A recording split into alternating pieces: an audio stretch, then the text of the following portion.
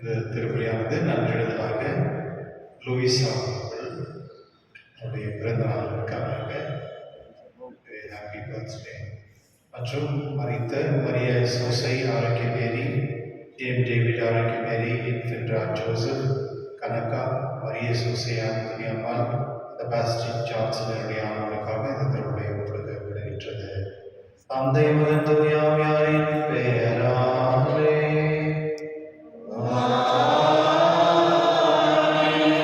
நம் ஆண்டவராகிய இயேசு கிறிஸ்துவின் அருளும் கடவுளின் அன்பும் தூய ஆவியாரின் நண்பரும் உங்கள் அனைவரோடும் இருப்பதாக.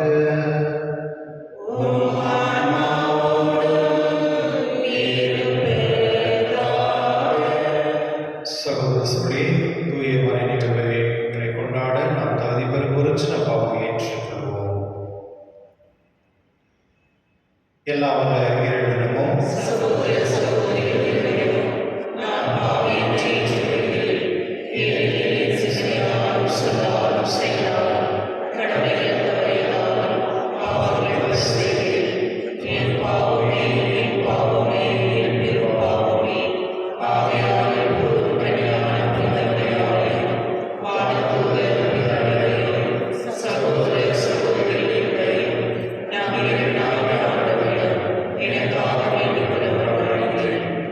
எல்லாம் வல்ல இறைவன் நம் மீது இரக்கம் வைத்து நம் பாவங்களை மன்னித்து நம்மை நிலைவாழ்வுக்கு அழைத்து செல்வதாக.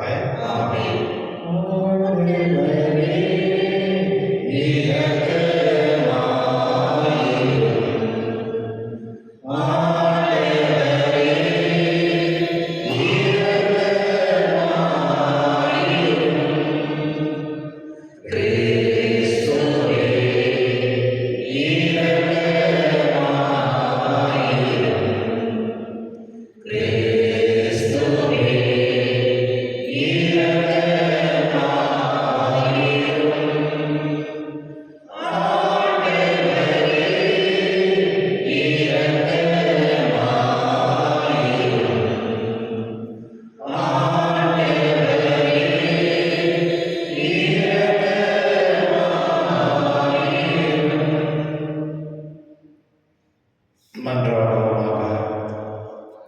என்றென்றும் உள்ள எல்லாம் உள்ள இறைவா, யோர்தான் ஆற்றில் திருமுழுக்கு பெற்ற இயேசுவின் மீது தூய ஆவி இறங்கி வர அவரை ஒரு நண்பார்ந்த மைந்தன் என சிறந்த முறையில் அறிக்கையிட்டீரே. தண்ணீராலும் தூய ஆவியாலும் புதுப்பிறப்பு அடைந்துள்ள மக்களை உமக்கு சொந்தமாகி கொண்ட நீர் அவர்கள் உமக்கு ஏற்புடையவர்களாக என்றும் நிலைத்திருக்க அருள்வீராக. என்றென்று உம்முடைய தூய ஆவியின் ஒன்றிப்பில் இறைவனாக என்றென்று வாழ்ந்து ஆட்சி செய்கின்ற எங்கள் ஆண்டவரும் உம் திருமகனாக இயேசு கிறிஸ்துவின் ஆவியை மன்றாடுகின்றோம். ஆமென்.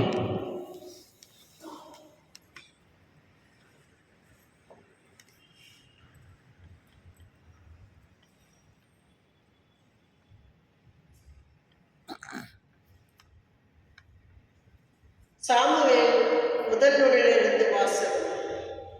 எப்ராயிம் மலைநாட்டை சார்ந்த ராமாத்தாயும் சோபிமில் எல்கன்னா என்ற ஒருவர் இருந்தார். இவர் எப்ராமை சார்ந்த சூப்பின் மகனான தோகோவின் மைந்தனான எலிகூப்பின் புதல்வரான எரோகோமின் மகன். அவருக்கு அண்ணா, பெனினா என்ற இரு புதல்வர் இருந்தனர். பெனினாவுக்கு குழந்தைகள் இருந்தனர், அண்ணாவுக்கு குழந்தைகள் இல்லை. எல்கன்னா ஆண்டுதோறும் சீலோவில் படைகளின் ஆண்டவரை வழிபடவும் அவருக்கு பலி செலுத்தவும் தம் நகரிலிருந்து சென்று வருவர். அங்கே ஆண்டவரின் குருவானே ஏலியின் இரு புதல்வர்கள் ஒப்பினியும் பினாகாசும் இருந்தனர். எல்கன்னா தம் பலி செலுத்திய நாளில் தம் மனைவி பெனினாவுக்கு அவளுடைய புதல்வர் புதவியர் அனைவருக்கும் பங்கு கொடுப்பதுண்டு. அனானாவின் மீது அவர் அன்பு கொண்டிருந்தும் அவருக்கு ஒரே பங்கைத்தான் அளித்தார். ஏனெனில் ஆண்டவர் அவரை மல்லடியாக்கி இருந்தார். ஆண்டவர் அவரை மல்லடியாகியிருந்தால் அவருடைய சங்கடத்தை அவரை துன்புறுத்தி வதைத்தார். இவ்வாறு ஆண்டுதோறும் நடந்தது. அவர் ஆண்டவரின் இல்லம் வந்த போதெல்லாம் அவர் அவரை துன்புறுத்துவார்.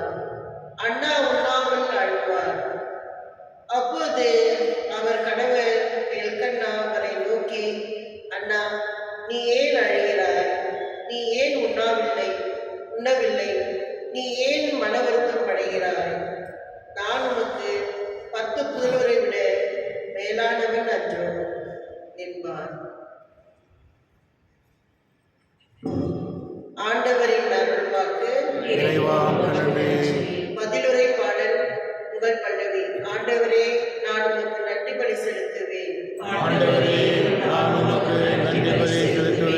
ஆண்டவர் எனக்கு செய்த எல்லா நன்மைகளுக்காகவும் நான் அவருக்கு என்ன கைமாறு செய்வேன்? மீட்பின் கிண்ணத்தை கையில் எடுத்து ஆண்டவரது பெயரை தொழுவேன். இது ஆண்டவருடைய மக்கள் அனைவரின் முன்னிலையில் அவருக்கு என் பொருட்களை நிறைவேற்றுவேன். நான் உமக்கு நன்றி பலி செலுத்துவேன். ஆண்டவராகிய உன் பெயரை தொழுவேன். இப்பொழுதே மக்கள் அனைவரின் முன்னிலையில் ஆண்டவரே உமக்கு என் பொருட்களை நிறைவேற்றுவேன். உமது இல்லத்தில் முற்றங்களில் எருசலேமின் நடுவில் ஆண்டவரே உமக்கு என் பொருட்களை நிறைவேற்றுவேன். ஆண்டவரே, நான் உமக்கு நன்றி பலி செலுத்துவேன்.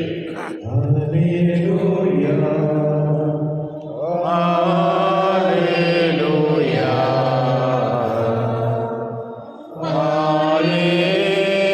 அல்லேலூயா. காலம் நிறைவேறிவிட்டது, இறையாட்சி நெருங்கி வந்து விட்டது. மனமாறி நஞ்சதே நம்புகள் என்கின்றார் ஆண்டவர். அல்லேலூயா. அல்லேலூயா.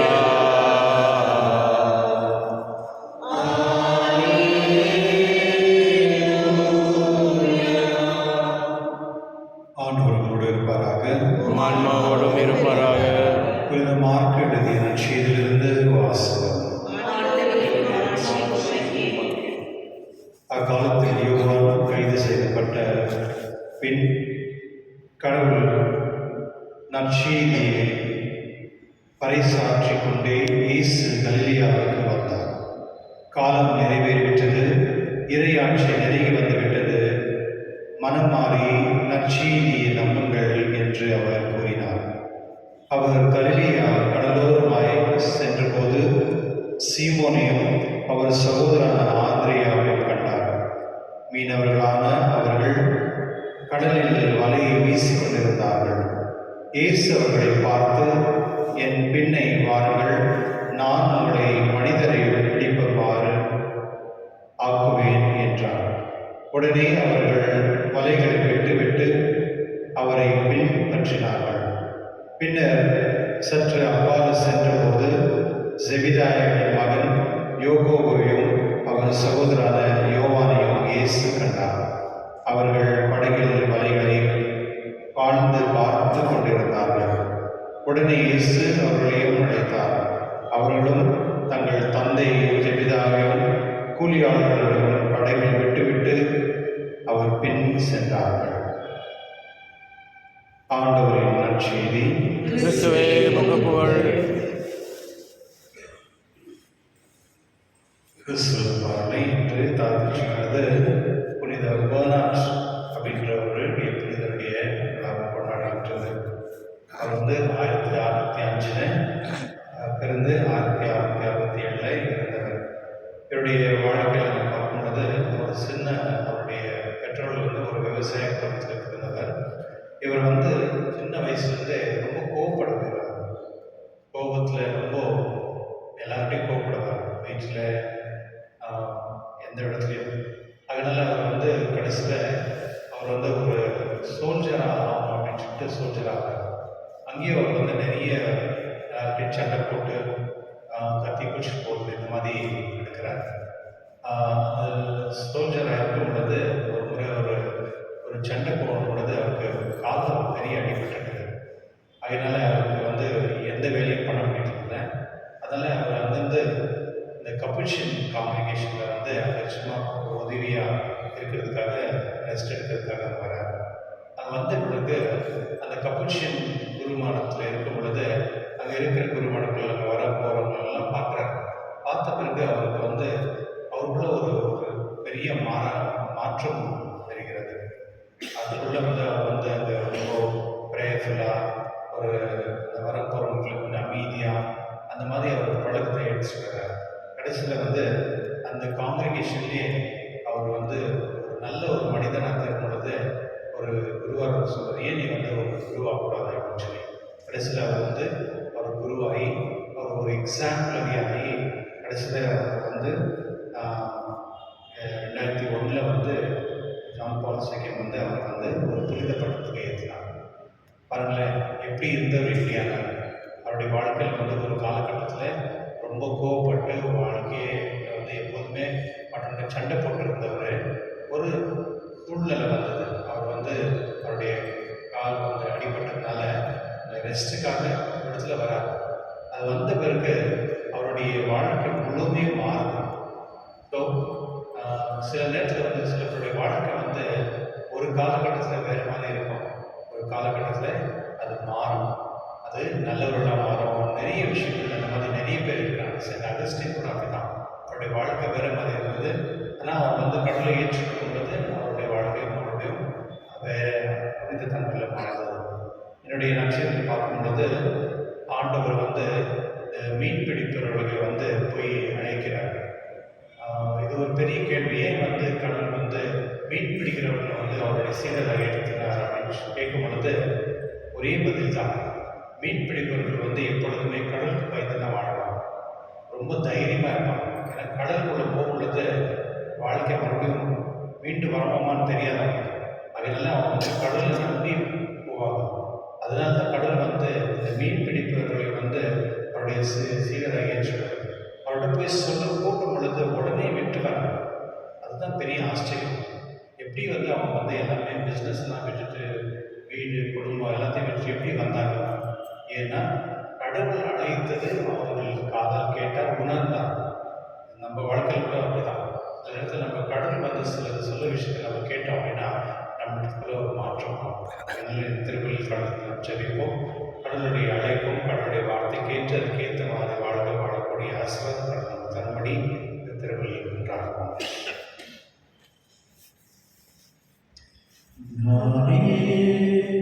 ஒரு காணிக்கை உன் பேரலின் முன் வந்து பணிவாக தந்தையே பாயோ பலியான வாழ்கின்றே உனக்காக உனக்கு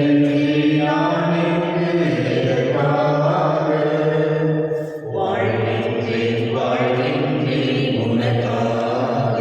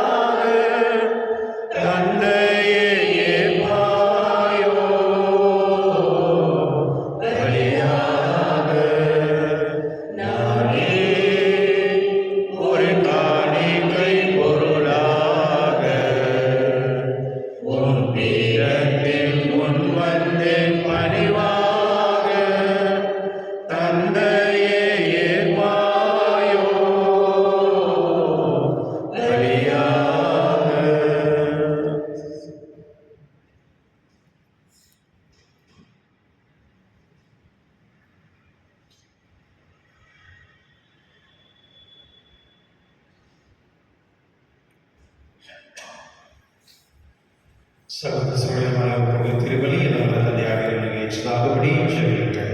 ஆண்டவர் தமது பெயரை புகழ்ச்சிக்காகவும் மாற்றிற்காகவும் நமது நன்மைக்காகவும் புனித திருவயதாகவும் உமது கையிலிருந்து வெளியேற்றுக் கொள்வதாக. அளவில்லாத உண்மை இறைவா, உமது மன்னிப்பு பெரும் உண்மை புகழ்ந்தேற்றும் நாங்கள் நிறைவேற்றுமே இவ்வழியை செல்லும். இதனால் நாங்கள் தூய்மையோடும் நாங்கள் உள்ளனோடும் கேற்று காணிக்கவாறு சென்றோம். எங்கள் ஆண்டவர் இயேசு கிறிஸ்துவினால் மன்றாடுகின்றோம். ஆமென். ஆண்டவர் உங்களோடு இருப்பாராக. உம் ஆன்மாவோடும் இருப்பாராக. இது எங்கள் ஆண்டவரிடம் எழுப்புங்கள். ஆண்டவரிடம் இறங்கியுள்ளோம். நம் இறைவனாகிய ஆண்டவருக்கு நன்றி கூறுவோம். அதுவே தகுதியும் நீதியுமானது. ஆண்டவரை பரிசுத்தந்தை எல்லாம் நினைத்து இறைவா, எங்கள் ஆண்டவராக கிறிஸ்து வழியாக என்னாலும் எடுத்து நான் உங்களுக்கு நன்றி செலுத்துவது மெய்யாகவே தகுதியும் நீதியுமாகும். எங்கள் கடமையும் மீட்புக்குரிய செயலுமாகும். கிறிஸ்து மனிதர் பிள்ளைகளை கண்டு இரக்கமின்றி கண்ணியமன் பிறக்க திருமணமானார். சிலுவையில் பாடப்பட்டு எங்களை நித்திய சாவலிருந்து விடுவித்தார். இருந்தோரும் இருந்து உயிர்த்தெழுந்து நித்திய வாழ்வைகள் அளித்தார். ஆகவே தூதரோடும் அரியணை செல்வோர் ஆட்சிகளும் மற்றும் மாநகசங்கள் அணிகள் அனைவரோடும் சேர்ந்து நாங்கள் நமது மகிமை புகழ்ந்து பாடி முடிவின்றி சொல்வதாவது.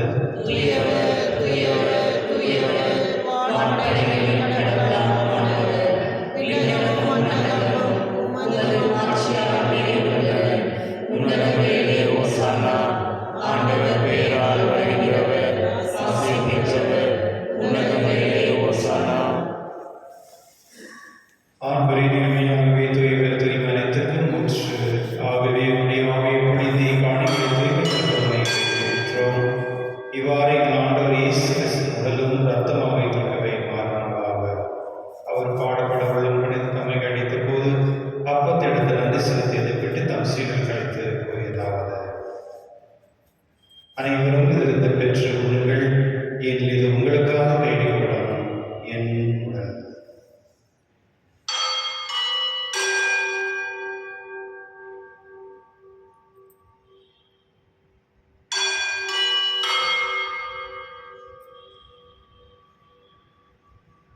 அவனுமே இருந்து அருந்திய பின் கிண்ணத்தை எடுத்து மீண்டும் உனக்கு நன்றி கூறி தம் சீடர்களுக்கு கூறியதாவது.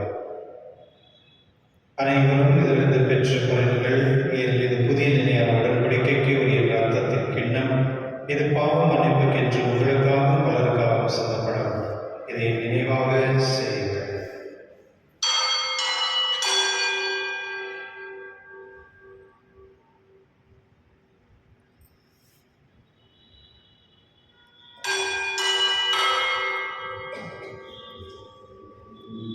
நம்பிக்கையின் மறைபொருள்.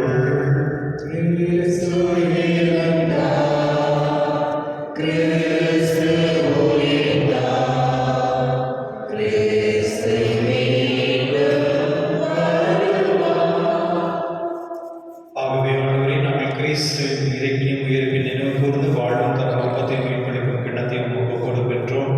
உம் திருமணன்று உமக்கு ஊழியம் புரிந்தவர்களுடன் நீங்கள் ஏற்றுக்கொண்டீர். எனவே உமக்கு நன்றி செலுத்துகின்றோம். மேலும் கிறிஸ்துவின் உடலில் ஒரு ரத்தத்திலும் பங்கு கொள்ளும் எங்களை தூயாவி ஒன்று சேர்க்க வேண்டும் என தாழ்மையுடன் கொண்டாடுகின்றோம். ஆண்டவரே, உலகெங்கும் பரவிருக்கும் போது திரு அவையில் நினைவு கூர்ந்தருளும். எங்கள் திருத்தந்தை லியோ, எங்கள் ஆயர் பீட்டர், எல்லா திருநகராக என்னோடும் திரு அவையில் அன்பினரை பெற செய்துள்ளோம். மேலும் உயிர்த்தெழும் எதிர்நோக்கும் தொழில் கொள்ளும் எங்கள் சகோதர சகோதரியும் இருந்தோர் அனைவரும் இறக்கத்துடன் நினைவு கூர்ந்து உமது திருமணங்களில் ஏற்றிருளும். எங்கள் அனைவரும் மீதும் இரக்கமாயிரும். கடவுள் கண்ணித்தான புனித மரியா, அவருடைய கணவரான புனித யோசேப், புனித திருத்தூதர்களை உலகில் உட்கொண்டு முதல்வராயிருந்தார் ஆகியவனை புனித அன்னையரோடும் நாங்கள் நிலை வாழ்வில் பங்கு கொள்ளும் தகுதி பெற்று உம் திருமகன் இயேசு கிறிஸ்துவினால் உம்மை புகழ்ந்தேத்தும் அருள உம்மை மன்றாடுகின்றோம்.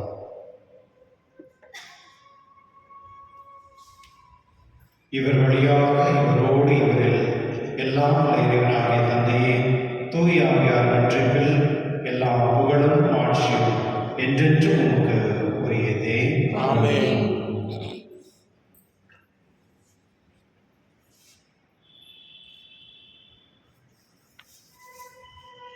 மீட்பரின் கட்டளையால் கற்பிக்கப்பட்டு இறைப்படிக்கு நாம் பயிற்சி பெற்று நாம் நடந்து சொல்வோம்.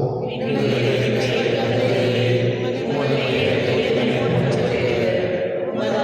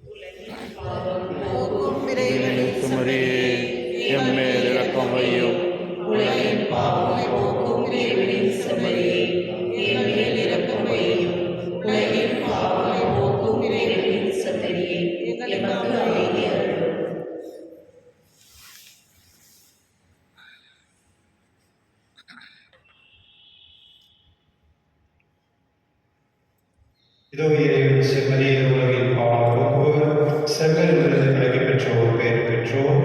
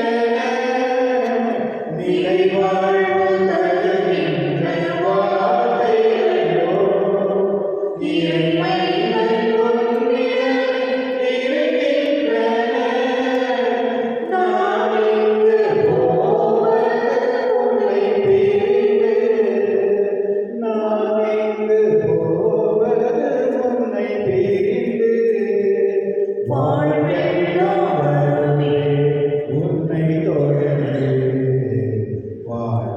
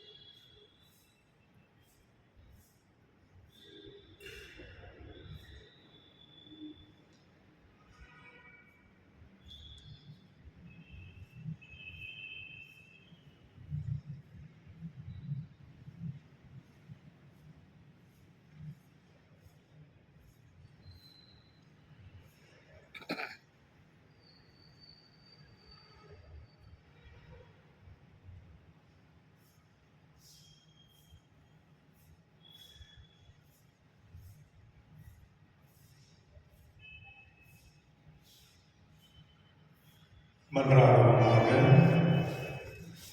ஆண்டவரே, புனித கொடைகளால் நிறைவு பெற்ற நாங்கள் உமது கனிவை பணியுடன் வேண்டுகின்றோம். அதனால் ஒரே திருமகனுக்கு நம்பிக்கையோடு செவி விளக்கவும் நாங்கள் உம்முடைய பிள்ளைகளாக உண்மையில் அழைக்கப்பட்டு அதற்கேற்ப வாழ்வோமாக. எங்கள் ஆண்டவர் கிறிஸ்துடைய அருமை மன்றாடுகின்றோம். ஆமென். ஆண்டவரோடு இருப்பாராக. ஆண்டவரோடு இருப்பாராக. எல்லா வல்ல இறைவன் தந்தை, மகன், பரிசுத்த ஆவியானவரையும் ஆசீர்வதிப்பாராக. சென்று வாருங்கள், திருப்பலியை நிறைவேற்று. இறைவனுக்கு நன்றி. முகத்துறை அவர்கள் நன்றி. சிறுமலரே சின்னராணியே சிறுவழி தந்தவளே என் சிறுமலரே சின்னராணியே சிறுவழி தந்தவளே சிறுமலரே சின்னராணியே சிறுவழி தந்தவளே என் சிறுமலரே சின்னராணியே சிறுவழி தந்தவளே உன்னத மனம் கமழ்ந்திடும் நானிலம்